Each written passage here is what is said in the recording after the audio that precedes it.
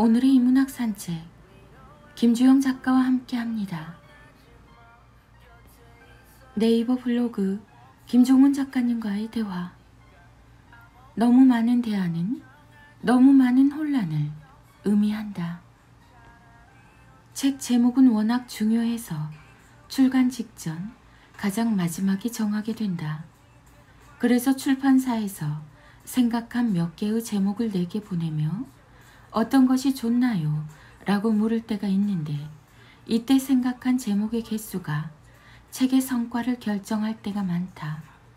당신도 한번 생각해보라. 어떤 출판사는 20개 정도의 제목 후보를 보내고 어떤 출판사는 3개 정도의 제목 후보를 보낸다.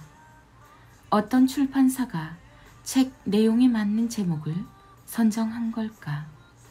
더 많은 후보를 선정한 출판사일까? 아니다. 더 많은 경우 3개의 제목 후보만 보낸 출판사가 더 많은 시간 더 오랫동안 사색했을 가능성이 높다.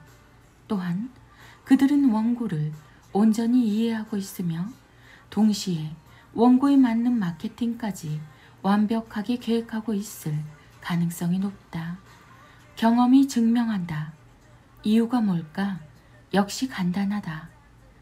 문제를 해결할 대안이 많다는 것은 아직 문제점이 무엇인지 제대로 모른다는 증거이기 때문이다. 너무 많은 대안은 너무 많은 혼란을 의미한다. 혼란 속에서 좋은 결과를 기대하긴 어렵다. 제대로 알고 오랫동안 사색해서 중심에 닿으면 대안은 언제나 하나에 가까운 숫자로 수렴한다. 카카오 채널 김종훈 작가님의 기적의 필사법. 아이들이 떠드는 소리 때문에 살 수가 없다 라는 소송에 대한 판사의 판결은, 진짜 왜 저 집은 애가 맨날 우는 거야?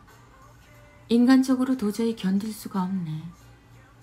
사람은 다양하기 때문에 옆집에서 아이들이 내는 소리에 민감할 수도 있죠. 하루는 그걸 참지 못하고 아이들이 떠드는 소리 때문에 살 수가 없다라는 이유로 법원에 소송을 낸 사람이 있었어요. 결과가 어떻게 나왔을까요? 아무도 상상할 수 없는 놀라운 판결이 내려졌습니다. 오랫동안 고심한 끝에 판사는 이런 이유로 소송을 기각했어요. 아이들이 내는 소리는 소음이 아니라 자연의 소리이다. 하지만 그런 방식으로 어떤 사실에 접근하면 아마 판사에게 아이가 있다는 사실을 확인해도 돈이 많으니 누가 봐주겠지, 애가 하나만 있겠지, 남자아이 셋을 기르면 마음이 달라질걸 이라는 온갖 이유를 창조하며 그의 이야기를 듣지 않으려고 발버둥을 치는 결과가 나올 가능성이 높아요. 아무것도 달라지는 것은 없음에도 말이죠. 언제나 중요한 것은 상대방의 진실이 아니라 나와 아이가 마주한 현실임을 기억해야 합니다. 소리에 반응하는 부모의 유형은 크게 2가지로 나눌 수 있는데, 하나는 분명한 의미가 있는 소리라고 생각하는 부모이고, 다른 하나는 아무런 쓸모없는 시끄러운 소음이라고 여기는 부모입니다. 반응이 다르면 과정도 결과도 완전히 달라집니다. 전자는 차분하게 아이들이 내는 소리를 듣고 아이의 마음에 다가가 교육과 지적 성장에 대한 영감을 발견하지만, 후자는 분노를 참지 못하고 이렇게 외치게 돼요. 좀 까불지 말고 가만히 있어. 옆집 애들처럼 조용히 책이나 좀 읽어라. 늘 시끄럽고 고성이 끊이지 않아요. 모두 좋은 부모입니다. 다른 선택을 했을 뿐이죠. 좋은 결과는 때로 선택이 좌우하기도 합니다. 이 짧은 2문장 안에 아이가 들으면 상처가 될 수 있는 많은 표현이 녹아 있어요.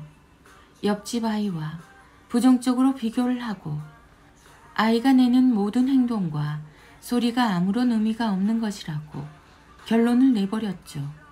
게다가 책이나 읽어라 라는 표현은 독서의 가치를 낮게 만드는 말이라 사용할수록 아이에게 부정적인 영향만 줄 뿐입니다. 본심이 아니라 더 마음 아프지요. 머리에서 가슴으로 가는 길이 가장 멀다. 생각한 것을 실천하려는 의지로 옮기는데 많은 시간이 필요하다는 뜻입니다. 하지만 그게 전부가 아니죠. 의지라는 역에 도착한 정보를 일상에서 실천하기 위해서는, 그러니까 가슴에서 팔과 다리로 가기 위해서는 더 많은 시간이 필요해요. 내가 나를 제어하는 것도 힘든 일인데 하물며 내 마음을 다른 사람에게 전하는 것은 얼마나 더 어렵고 힘든 일이겠어요. 더 귀한 것을 주고 싶다. 예쁜 것만 골라서 선물처럼 살게 해주고 싶다. 아이를 사랑하는 모든 부모의 마음은 같죠. 당신은 지금까지 참 잘해왔습니다. 다만 조금 지쳐서 마음이 힘들 뿐이죠. 너무 힘들 땐 이 한마디를 기억하며 다시 웃으며 일어서기로 해요. 아이의 마음을 안고 있는 부모는 세상 그 누구보다 강하고 아름답습니다. 김종원 작가. 김종원 작가, 자녀 교육, 부모 교육, 책, 육아, 홈스쿨링, 인문학, 문해력, 대화법, 질문, 강의, 자연의 소리. 카카오 채널 김종원 작가님의 생각 공부. 생각한 것을 결과로 만드는 12가지 질문. 왜 누군가는 스스로 생각한 것을 가장 완벽에 가깝게 현실의 결과로 만들고 또 누군가는 늘 실패하는가? 전자에게는 분명한 공통점이 있다. 일단 자신의 길을 분명히 아는 그들은 자신의 선택에 대해서 굳이 남들에게 하나하나 설명하지 않는다. 동시에 주변 사람들의 동의를 구하거나 타인의 의견을 떠보는 행동도 하지 않는다.